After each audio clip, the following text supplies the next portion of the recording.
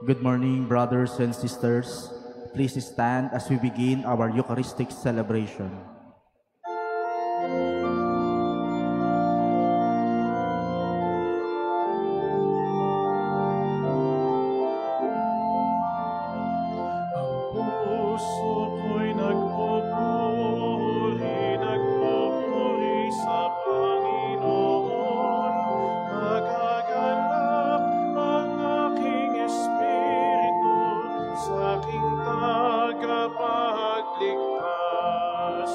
sapagkat nilingap niya kababa ng kanyang alipin.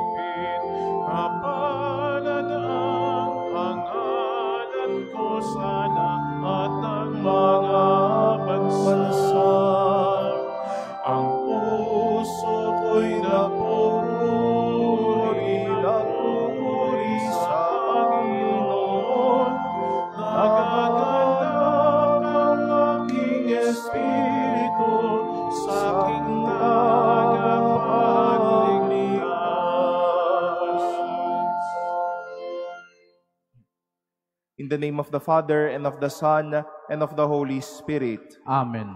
The grace of our Lord Jesus Christ, and the love of God, and the communion of the Holy Spirit be with you all. And with your spirit. Beloved brothers and sisters, we celebrate today the feast of the visitation of the Blessed Virgin Mary. We seek for God's grace that we may see ourselves visiting as well and imitating the Blessed Mother, extending God's mercy and presence amidst the people around us. Let us acknowledge our sins and so prepare ourselves to celebrate the sacred mysteries.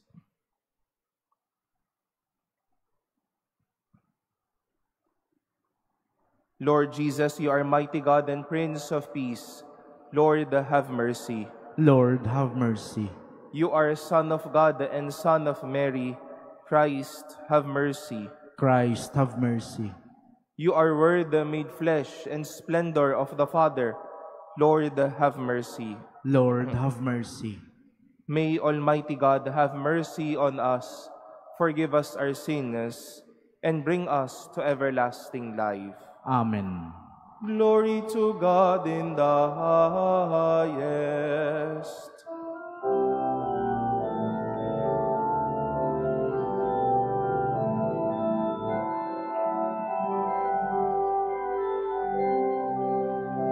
Luwalhati sa Diyos sa kaitaasan, kaloob sa luma'y kapayapaan.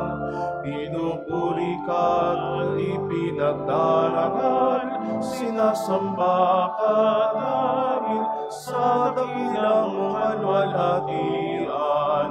Panginoon naming Diyos, Hari ng langit, amang makapangyarihan, Panginoon Jesucristo, bugtong na anak ng Diyos, Kordero ng Ama, ikaw na nag-aalis ng mga kasalanan sa sanlibutan. Tanggapin mo ang aming kahilingan, ikaw na naluluklok sa kanan ng Ama.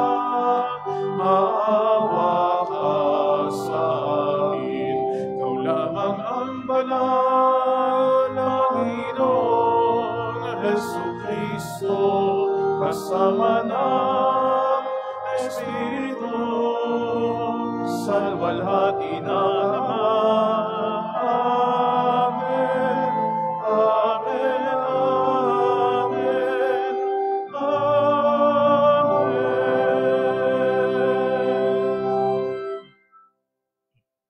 Let us pray.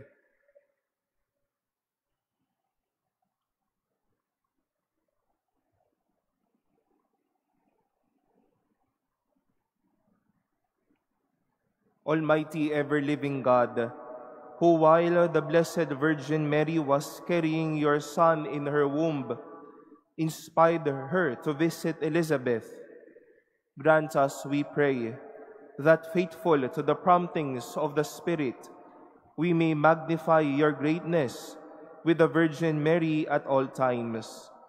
Through our Lord Jesus Christ, your Son, who lives and reigns with you in the unity of the Holy Spirit, God, forever and ever. Amen. Please be seated.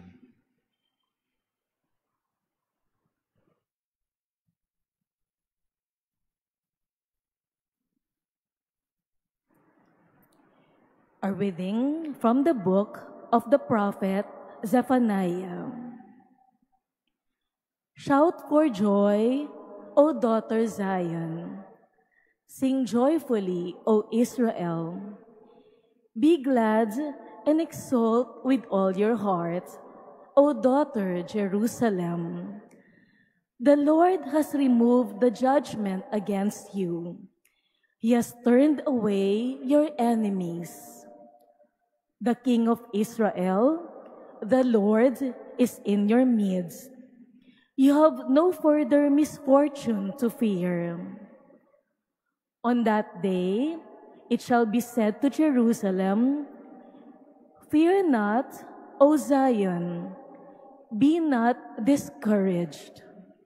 The Lord, your God, is in your midst, a mighty Savior. He will rejoice over you with gladness and renew you in His love. He will sing joyfully because of you, as one sings at festivals.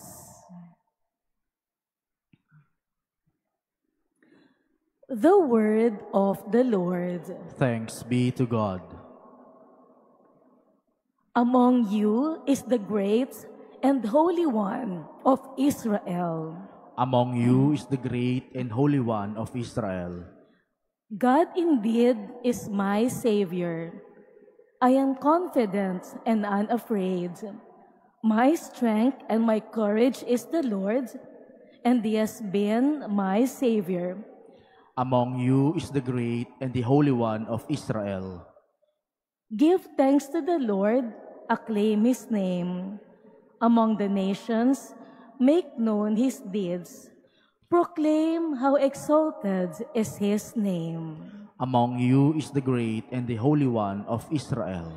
Sing praise to the Lord for His glorious achievements. Let this be known throughout all the earth. Shout with exultation, O city of Zion, for great in your midst is the Holy One of Israel. Among you is the great and Holy One of Israel. Please stand.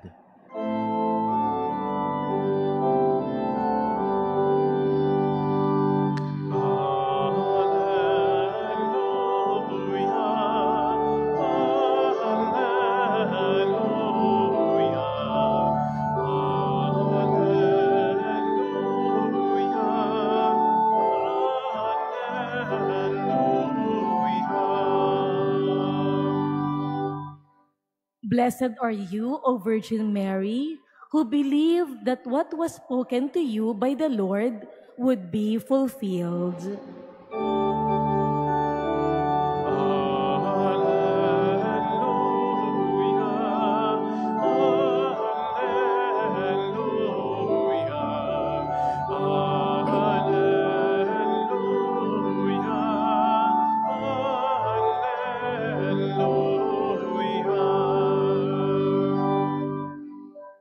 The Lord be with you. And with your spirit. A reading from the Holy Gospel according to Luke. Glory to you, O Lord. Mary set out and traveled to the hill country in haste, to a town of Judah, where she entered the house of Zechariah and greeted Elizabeth. When Elizabeth heard Mary's greeting, the infant leaped in her womb, and Elizabeth, filled with the Holy Spirit, cried out in a loud voice and said, "Most blessed are you among women, and blessed is the fruit of your womb. And how does this happen to me, that the mother of my Lord should come to me? For at the moment the sound of your greeting reached my ears, the infant in my womb leaped for joy. Blessed are you who believed that what was spoken to you by the Lord would be fulfilled. And Mary said, My soul proclaims the greatness of the Lord. My spirit rejoices in God my Savior, for he has looked with favor on his lowly servant. From this day all generations will call me blessed. The Almighty has done great things for me, and holy is his name. He has mercy on those who fear him in every generation. He has shown the strength of his arm. He has scattered the proud in their conceit. He has cast down the mighty from their thrones and has lifted up the lowly. He has filled the hungry with good things, and the rich he has sent away empty.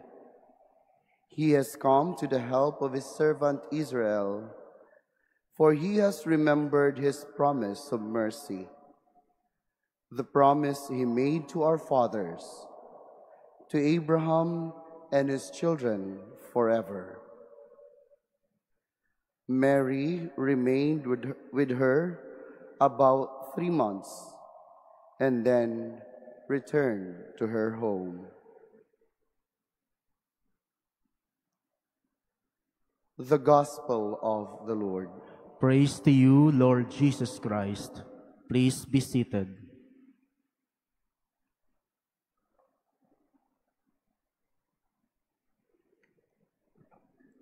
Good morning, my dear brothers and sisters.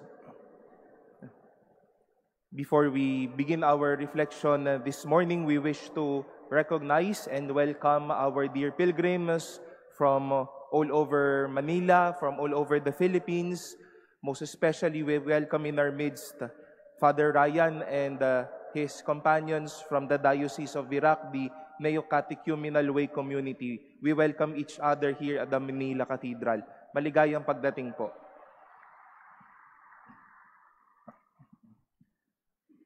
My dear brothers and sisters, one's journey to healing may be hard to understand if we will just leave someone behind and do the healing all by himself or herself.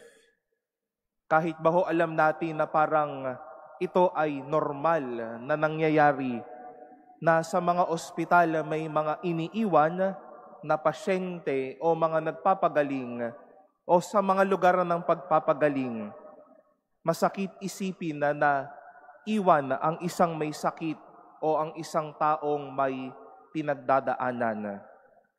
It is bitter to hear that we will be left alone. But on the one hand, it is more than medicine to hear someone expressing to us, I will just be around, I will stay, I will be here. We celebrate today the feast of the visitation of the Blessed Mother to Elizabeth. And our readings today would wish to challenge us to this heart and the goodness of the Lord by being with someone and also by being for someone. Being among the needy and those in need of our love. The Lord reminded his dear Israel that indeed the Lord is in your midst, and that is why no need for her to fear, no need for her to be ashamed. Kaisa ang Diyos, kaya hindi na matatakot. And as it is the feast of the visitation of the Blessed Mother, Mary's visit to her cousin was but a story of reminding her, Elizabeth, that God is in her midst. Dinala ni Maria si Jesus sa kanyang sinapupunan. Pinaramdam at naramdaman ni Elizabeth ang Diyos sa sinapupunan ng mahal na ina. Kaya po yung pagdalaw, hindi lang pagdalaw, kundi ang pagdalaw naging pagpapadama ng Diyos sa piling ni Elizabeth. Pagpapadama ng Diyos na buhay sa piling ni Elizabeth. Kaya magiging mabuti, kaya mahihilom dahil may Diyos na kapiling. We can go well, we can be healed because God is in our midst. It is always in the heart of the Lord to be among us. He's even called Emmanuel. Kaya naman po itong kapistahang ito, itong karanasan ng Israel at ni Elizabeth ay isang malaking paalala po para sa atin.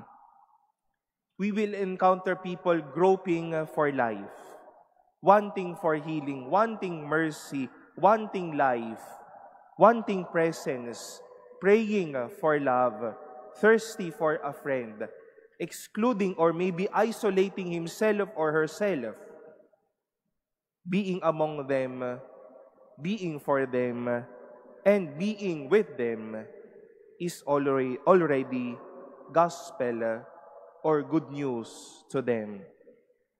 Dahil sa mundo na puno ng iwanan o talikuran, matamis na paalala at gamot ang may magsabi, narito ako, hindi ako mang-iiwan, at mas lalong hindi kita kakalimutan. The Blessed Mother visited Elizabeth to bring the good news of God dwelling and living with her. Kaya bubuti at sasaya dahil may Diyos na kapiling. Kaya din po sasaya at gagaan ang buhay natin dahil may kapwa, may kaibigan, may kasama, may mahal sa buhay na laging kaisa at hindi mawawala.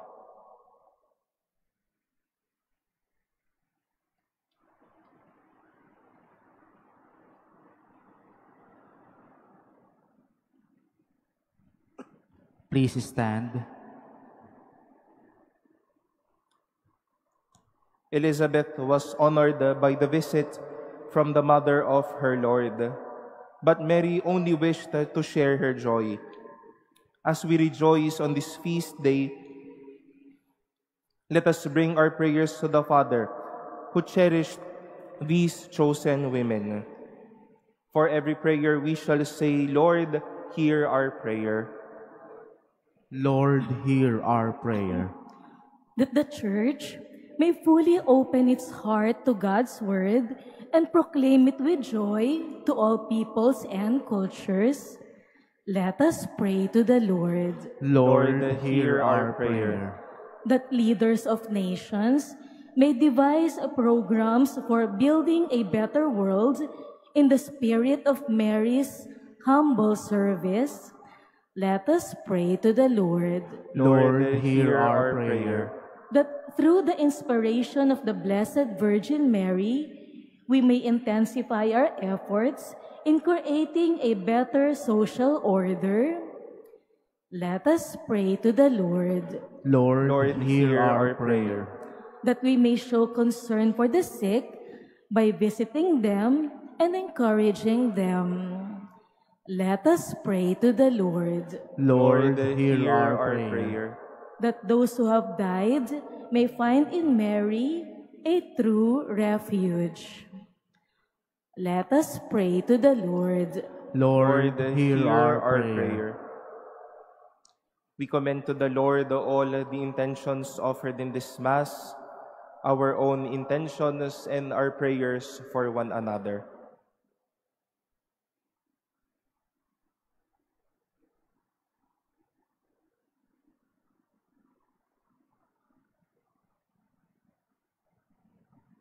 Let us pray to the Lord. Lord, hear our prayer. Lord God, you put down the mighty and raise up the humble. Aided by the prayers of the Blessed Virgin Mary, we entrust our hopes to you. through Christ our Lord. Amen. Please be seated.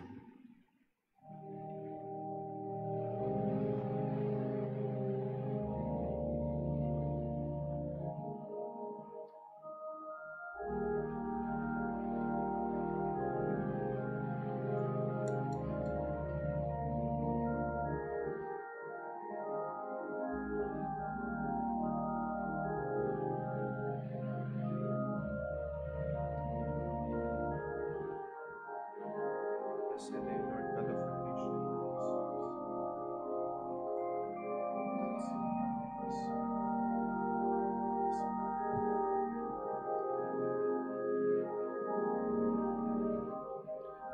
are you, Lord God of creation. Blessed are you, Lord God of all creation. Noble spirit and contrite heart, accepted by you, Lord, and may your sacrifice in this and this day pleasing to you, Lord.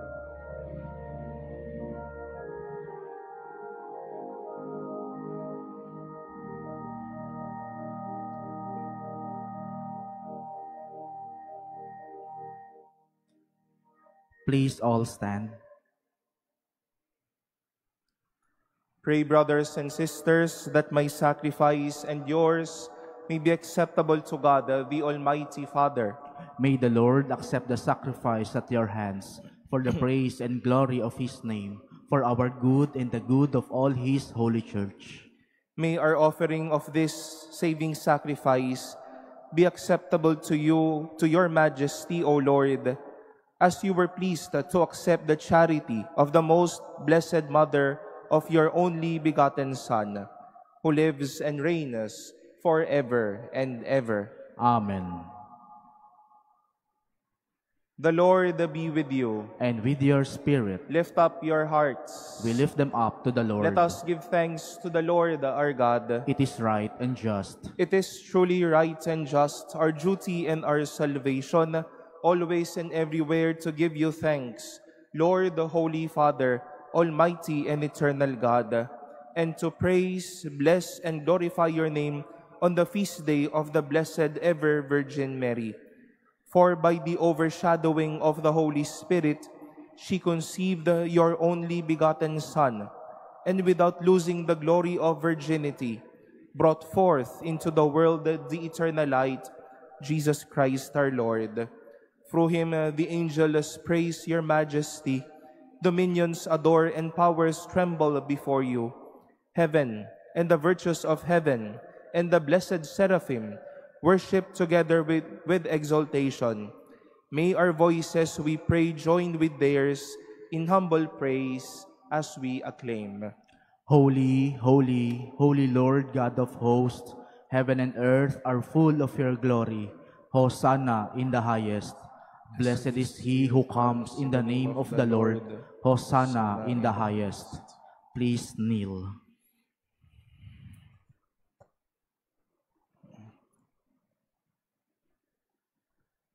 You are indeed holy, O Lord, the fount of all holiness. Make holy, therefore, these gifts, we pray, by sending down your Spirit upon them like the dewfall, so that they may become for us the body and blood of our Lord Jesus Christ. At that time he was betrayed and entered willingly into his passion, he took bread, and giving thanks, broke it, and gave it to his disciples, saying, "Take this, all of you, and eat of it, for this is my body, which will be given up for you."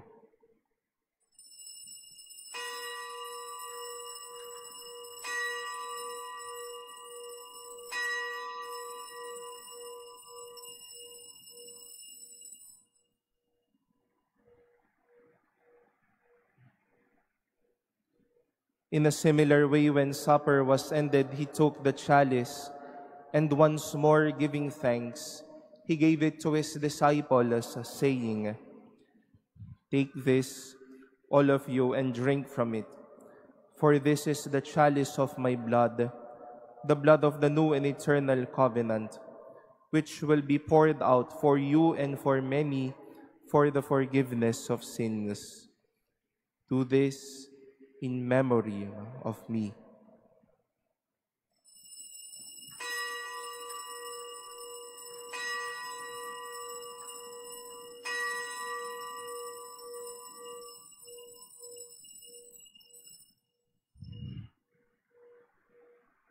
Please stand. The mystery of faith. Save us, Savior of the world, for by your cross and resurrection you have set us free.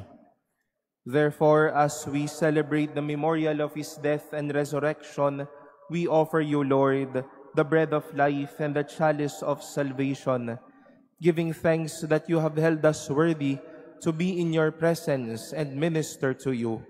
Humbly we pray that partaking of the body and blood of Christ, we may be gathered into one by the Holy Spirit. Remember, Lord, your church spread throughout the world, and bring her to the fullness of charity, together with Leo, our Pope, and Jose, our Bishop, and all the clergy. Remember also our brothers and sisters who have fallen asleep in the hope of the resurrection, and all who have died in your mercy. Welcome them into the light of your face. Have mercy on us all, we pray, that with the Blessed Virgin Mary, Mother of God, with blessed Joseph, her spouse, with the blessed apostles and all the saints who have pleased you throughout the ages, we may merit to be co-heirs to eternal life, and may praise and glorify you through your Son, Jesus Christ. Through him and with him and in him, O God, the Almighty Father, in the unity of the Holy Spirit, all glory and honor is yours, forever and ever.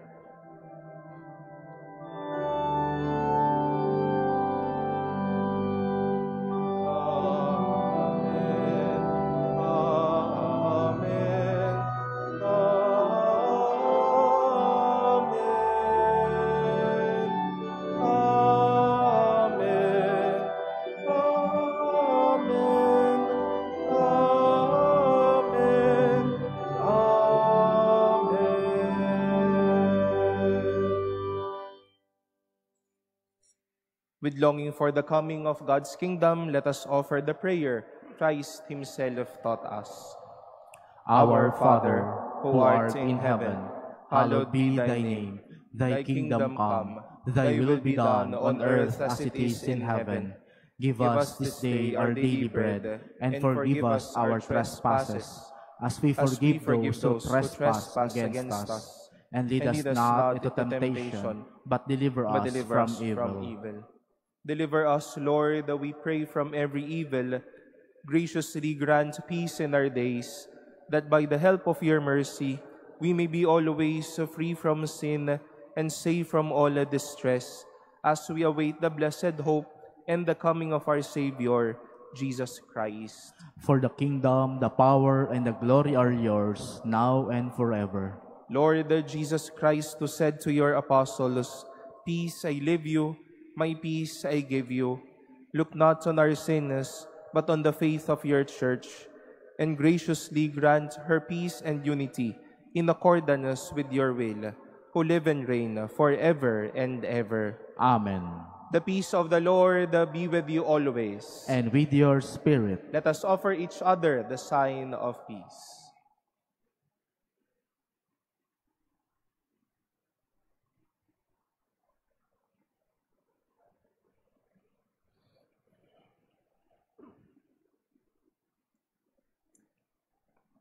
Lamb of God, you take away the sins of the world, have mercy on us. Lamb of God, you take away the sins of the world, have mercy on us. Lamb of God, you take away the sins of the world, grant us peace. Please kneel.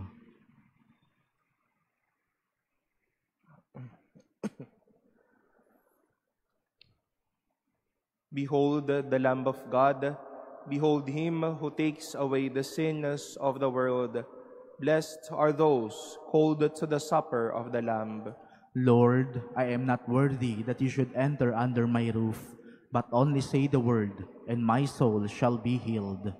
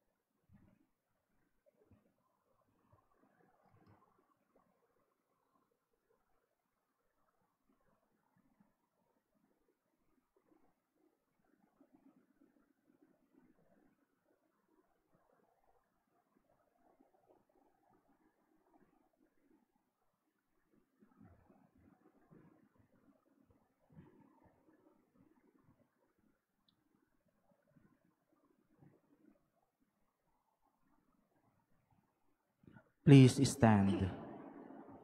Let us pray.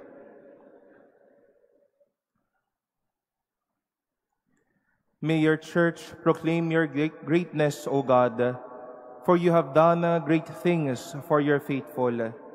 And as St. John the Baptist leaped with joy when he first sensed the hidden presence of Christ, so may your church rejoice to receive in this sacrament the same ever-living Lord, who lives and reigns forever and ever. Amen. Once more, we wish to welcome all our pilgrims this feast of the Visitation of the Blessed Mother mula po sa Manila Cathedral. Sa ngalan din po ni Monsignor Rolly, ang aming butihing rektor, maligayang pagdating po sa inang simbahan. Palakpakan po natin ang bawat isa at purihin natin ang Panginoon. May you all have a blessed pilgrimage this day. And tomorrow we wish also to invite everyone at 10 in the morning, June 1, the Solemnity of the Ascension. The relic of San Ezekiel Moreno will be visiting the Manila Cathedral. And he's known to be the patron saint of cancer patients. And if you do have family members suffering of such illness, we invite you to bring them here. And if they are unable to do so, we bring them in our hearts and remember them dearly as we venerate this gracious saint. The Lord be with you. And with your spirit. Bow down for the blessing. May God, who through the childbearing of the Blessed Virgin Mary, willed in His great kindness to redeem the human race, be pleased to enrich you with His blessing forever and ever. Amen. May you know always and everywhere the protection of her, through whom you have been found worthy to receive the author of life forever and ever. Amen. May you who have devoutly gathered on this day carry away with you the gifts of spiritual joys and heavenly rewards forever and ever. Amen. And may the blessing of Almighty God, the Father, and the Son, and the Holy Spirit come down on you and remain with you forever. Amen. Go in peace to love and serve the Lord. Thanks be to God.